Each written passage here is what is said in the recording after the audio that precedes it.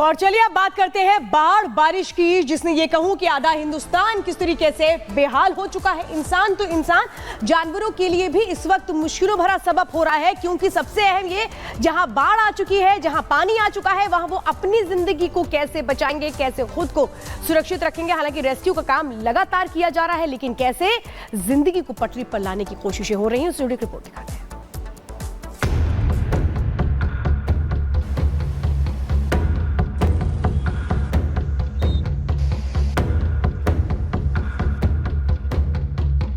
देश में east to west, north to south, चारों तरफ हाहाकार मचा है। आसमान से बरस रही आफत ने तांडव मचा रखा है। सड़कें तालाब बन गई हैं, शहर टापू, जहां देखो वहां जल प्रलय की तस्वीरें नजर आ रही हैं। घरों में कैद लोगों की जान हलक में अटकी है। रिहायशी इलाकों में दिख रहे जानलेवा जानवरों ने धड़कनों को और तेज कर दिया है। मानो कुदरत के कहर के आगे खुद को शक्तिशाली बताने वाला इंसान बौना नजर आ रहा है। आंध्र प्रदेश से लेकर असम तक और गुजरात से लेकर तेलंगाना तक सैलाबी सितंबर का प्रकोप देखने को मिल रहा है, जहां मूसलाधार बारिश ने तबाही मचा दी है। आसमानी प्रहार, बाढ़ से हाहाकार। द्वारका, गुजरात, खम्मम, तेलंगाना, विजयवाड़ा, आंध्र प्रदेश, गुवाहाटी, असम। सबसे पहले हालात दिखाते हैं आपको आंध्र प्रदेश के, जहां जल प्रलय के टेरर के आगे सब पानी पानी है। बाढ़ और बारिश से हालात बेकाबू हैं। कुदरत की मार ऐसी पड़ी है कि चारों तरफ तबाही तबाही है। ये तस्वीरें हैं विजयवाड़ा की, जो अब टापू बन चुका है। गाड़ियां पानी में खड़ी हिचकोले खा रही हैं। हालात इतने खराब हैं कि जिंदगी पर मौत का साया मंडरा रहा है। बिजली की सप्लाई ठप है, तो वहीं खाने पीने का जरूरी सामान पहुंच से दूर।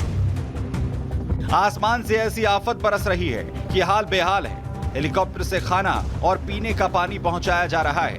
इन्हीं बुरे हालों के बीच आंध्र प्रदेश के सीएम चंद्रबाबू नायडू ने विजयवाड़ा में बाढ़ प्रभावित इलाकों का दौरा किया, जहां उन्होंने नाव पर सवार होकर नुकसान का जायजा लिया और प्रभावित लोगों से मुलाकात कर पूरी मदद का आश्वासन दिया।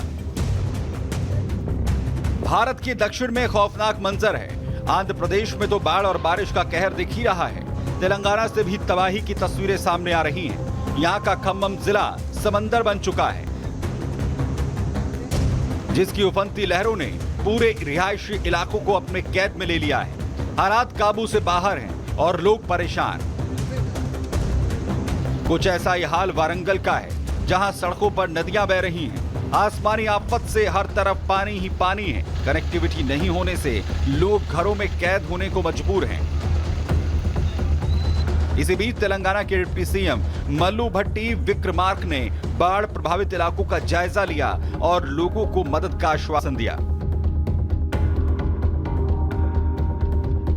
तेलंगाना और आंध्र प्रदेश में हालात इस कदर बेकाबू हैं कि दोनों राज्यों के 14 से ज्यादा जिले बाढ़ की चपेट में हैं। तेलंगाना के खम्मम जिले में 110 गांव जलमग्न हैं। आंध्र प्रदेश में 17,000 प्रभावित लोगों को सुरक्षित स्थान पर पहुंचाया गया है। पिछले 2 दिनों में 15 से ज्यादा लोगों की मौत हो चुकी है। तो वहीं दोनों राज्यों में एनडीआरएफ की 26 टीमें राहत और बचाव के काम में जुटी हैं। अब बात गुजरात की, जहां सितंबर का पहला हफ्ता ही सैलाब का सितम लेकर आया है। आसमानी आफत से ऐसी तबाही मची है कि कई जिले प्रकोप झेल रहे हैं, जिसका असर अब वहां के कामों पर भी देखने को मिल रहा है। तस्वीरें देवभूमि द्वारका की हैं, जहां तेज बारिश के बाद बाढ़ के हालात हैं, जिससे यहां रहने वालों का हाल बेहाल है। आलम यह है कि प्रशासन बाढ़ के पानी को निकालने के लिए पंप की मदद ले रहा है। तो वहीं पोरबंदर में उफनती नदी का पानी शहर में घुस गया है, जिससे यातायात बुरी तरह से प्रभावित है। सबसे खौफनाक तस्वीर तो गुजरात के वडोदरा से आई है, जहां कुदरत के प्रकोप के साथ जंगली जानवरों का डबल खौफ है। एक तरफ बाढ़ का कहर है, तो वहीं विश्वामित्र नदी से आ रहे मगरमच्छ खुले में घूमते दिख रहे हैं, जिसको 2 युवक दिलेरी दिखाते हुए अपनी मोटरसाइकिल से वन विभाग के दफ्तर ले गए, ताकि कोई उनकी चपेट में ना आ जाए। आसमानी आफत से कई राज्यों में बुरा हाल है। मानसून की चाल से गुजरात तो बेहाल है ही, भारत के दक्षिण राज्यों में हाहाकार मचा है। आसमानी प्रहार के आगे सब कुछ पानी पानी है और बाढ़ बारिश का कहर तबाही की गवाही दे रहा है। Bureau report, Republic.